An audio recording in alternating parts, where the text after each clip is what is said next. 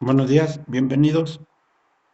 Estamos en la semana 4 y vamos por la actividad integradora 3, ¿no?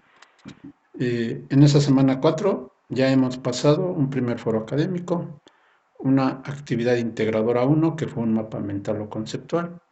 La actividad integradora 2 es un documento sobre teorías o teóricos que hablen sobre la sociometodología. En este apartado 3 vamos a hablar sobre los paradigmas teóricos y lo que llaman algunos autores crisis de estos paradigmas teóricos en la sociología.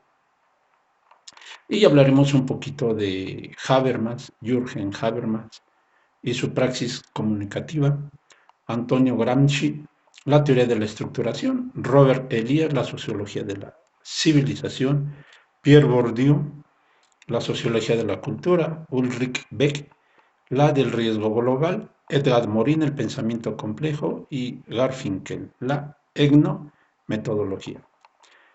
En esta actividad integradora 3 van a generar un trabajo muy descriptivo, muy de resumen. Ahí vamos a hacer un resumen de los autores que acabo de mencionar y que ya están en su actividad integradora 3, un resumen con su principal aporte. Son Habermas, Gramsci, Elias, Bourdieu, Ulrich, Morin y Garfinkel, 7 autores. Digamos que por cada autor media cuartilla, son 7 por 3, entre 2 más 5, sacamos raíz cuadrada cúbica, 3 cuartillas y media más o menos, 4 cuartillas máximo. Es decir, media cuartilla por cada autor con el aporte que ustedes consideren más importante de estos especialistas en la crisis del paradigma en las ciencias sociales, ¿no? Eso estaremos trabajando. Entre hoy día lunes, martes, estaré calificando su actividad integradora 2. Ya les haré comentarios, ¿no? Bueno, vamos a empezar con Habermas. Habermas. Dice, propone la teoría de los intereses que determinan el conocimiento entendido, para Habermas, entendido por las orientaciones intrínsecas a la reproducción y autoconstrucción de la especie humana. Recuerden que en la ciencia social el problema lo construimos nosotros de acuerdo a nuestra categoría y variables que lo integran. Entonces, para Habermas es la autoconstitución de la especie humana. Elabora su famosa teoría de la acción comunicativa y la exposición de uno de los conceptos más relevantes para la ciencia social, el concepto de la acción social. Por eso Habermas es importante en este curso porque habla de la acción social. Habla de los 3 intereses de la especie humana en este contexto de la acción social y habla del técnico, ¿no?, del práctico y el emancipativo, ¿no? Ojo, la acción técnica, la acción práctica y la acción emancipativa, lo que tiene que ver con los dogmas. Y abordar la relación entre explicar y comprender, ¿no? En este curso es bien importante, recuerden que en la primera parte vimos el elemento de la construcción de las ciencias sociales, su método, la parte heurística, la parte epistémica, y muchas veces explicamos a la administración pública, pero no la comprendemos, ¿no? ¿Se dan cuenta? Necesitamos comprender el devenir de la administración pública en función de la aportación de estos autores, como Habermas, ¿no? Habermas critica el paradigma conscientalista de la filosofía del sujeto o del modelo de la teoría de conocimiento, sujeto-objeto. ¿En dónde estoy parado yo y en dónde estás parado tú? Justamente para apostarle a esta comprensión de la acción social, ¿no? Gramsci, vamos con Gramsci, la teoría de la estructuración. Su obra analiza la relación con la política, la cual reconoce como actividad dominante a la acción política. Habermas solamente hablaba de la acción, Gramsci ya le pone un apellido, acción política, como expresión de la praxis que históricamente se manifiesta como economía y filosofía en su proyección presente y futuro. La política refleja las tendencias del desarrollo del bloque histórico, un poco pensando que la política está en función de los políticos y en esta política las acciones del devenir de la sociología se van plasmando en un constructo de la administración pública, ¿no? Y así va evolucionando la parte teórica o práctica de la política. Los sectores dominantes, en este caso los tomadores de decisiones y los grupos de poder, buscan mermar la resistencia y contar con el consenso de los gobernados, lo que llaman algunos la legitimación de las acciones públicas a través del elemento de la publicidad, ¿no? Ojo, publicidad o publicidad, el concepto acuñado para la política pública, publicidad. Un Estado no puede hacer publicidad como la empresa, pero sí puede hacer publicidad en función de la legitimación de las acciones que ellos tienen, ¿no? Elías, otro autor, él hace o propone la sociología de la civilización. Se ha convertido en uno de los clásicos de las ciencias humanas y sociales, imponiéndose como una figura de primer orden entre los grandes autores de la sociología. Elías es completamente singular a la imagen de su propia vida. Emprende su análisis a través de la evolución de las costumbres y de los comportamientos a partir del renacimiento de la acción social. Propone una visión de conjunto de los cambios societales, de las sociedades y culturales que se producen entonces. Así, ojo, el pasado no es simplemente un rodeo histórico, ¿no? Nosotros venimos de procesos ya, el día de hoy, procesos democráticos, que permiten mejorar nuestra comprensión del presente, ¿no? Para entender el presente hay que ver el pasado. Para entender a los administradores públicos o las administraciones públicas hay que revisar todo el devenir que venimos trabajando. El desarrollo es un revés de un proceso complejo a lo largo del cual las estructuras políticas y sociales se modifican en función de las culturales e ideológicas.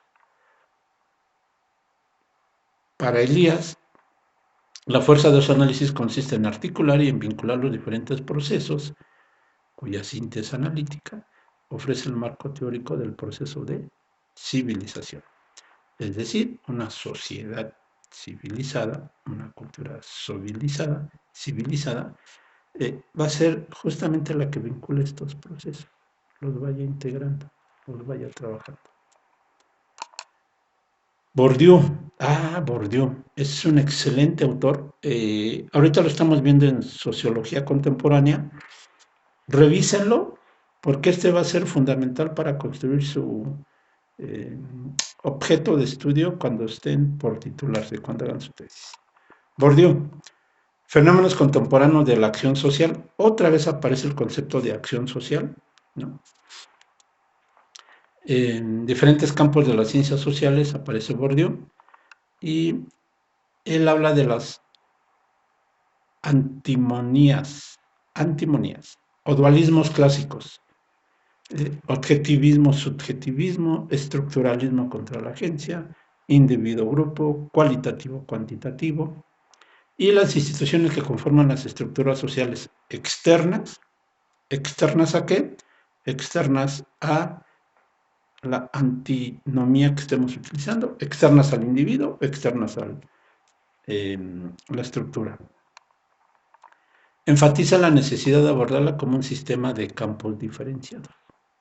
Encontrarse con las teorías sociales que a la sociedad es un todo homogéneo. Es decir, Bourdieu fracciona el concepto de la estructura social, ¿no? No es diferente los estudiantes de universidad, pero son diferentes los estudiantes de universidad que los estudiantes de educación básica o que los estudiantes normalistas, por ejemplo, ¿no? Cada uno es diferenciado. Y si lo vemos bajo una corriente sociológica, pareciera que todo es educación. Bourdieu no, Bourdieu lo fragmenta. Estos campos de lucha son los escenarios en que se mueven los agentes sociales y desde los cuales se establecen relaciones que pueden variar entre dominación y resistencia. Él utiliza el concepto de agencia. Se relaciona con las ideas sobre la personalidad, la voluntad, la libre determinación y la naturaleza de la conciencia. ¿Cuál es tu agencia? ¿No? Como individuo, en función de un constructo sociológico. Ulrich Beck, la sociología del riesgo global. Él habla sobre cambios globales y nos dice que la democracia está en función de la sociedad o la sociedad está en función de la democracia.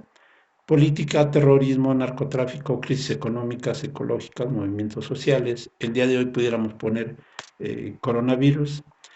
Hacen repensar las categorías de análisis explicativas de la realidad social. ¿No? Él habla del riesgo global. Su tesis se busca pasar de la sociología tradicional a la nueva. Se trabaja en la interpretación de los efectos de la globalización, de todos los que ya mencioné, efectos de la globalización, la política, la económica, la cultural, la ideológica, ¿no? En donde tienen un gran juego los partidos políticos y la sociedad civil. Y él busca un pensamiento constructivista racionalista. El desafío de la sociología es entonces reconocer las propias bondades de la sociología en función de la globalización, de los cambios globales, entendido como modernidad versus postmodernidad. Habla de una deconstrucción, volver a reinterpretar la teoría del Estado-Nación, analiza los planteamientos de la propia modernidad. ¿Qué es la modernidad? ¿Cómo influyen las acciones sociales? ¿Cómo influye en la sociedad? Y la sociología debe proporcionar un nuevo mapa del análisis en sus estructuras, ¿no? Edgar Morin, el único conocimiento que vale es aquel que surge de la incertidumbre. Es un pensamiento complejo, capacidad de conectar diferentes dimensiones de la realidad. Edgar Morin. Esto lo utilizan mucho los que estudian educación. Edgar Morin. Busca o analiza curar la ceguera del conocimiento, ya que todo conocimiento lleva consigo un riesgo mayor, ¿no? Entonces, el único conocimiento que vale es aquel que se nutre de incertidumbre. Y entonces, cuando empezamos a analizar las estructuras sociales, las acciones sociales, a través de los agentes, nos damos cuenta que estamos en la incertidumbre. Un pie aquí muy fijo en el piso y el otro en el espacio, ¿no? Sabemos una parte de la estructuración y la otra apenas la vamos a conocer. Enfrentan las incertidumbres y la incertidumbre no debe estar valorada con juicios de bueno y malo, simplemente es el acercamiento a un nuevo conocimiento. Y finalmente cerramos con Harold Garfinkel. Él habla de la etnometodología, que es una reflexión sociológico-académica sobre la cuestión del profesionalismo como eje central de la diferenciación compleja, ¿no? Profesionalismo como eje central del modo de diferenciación compleja. Y organiza la descentralización de las sociedades modernas. El individuo actúa en función de las normas culturales.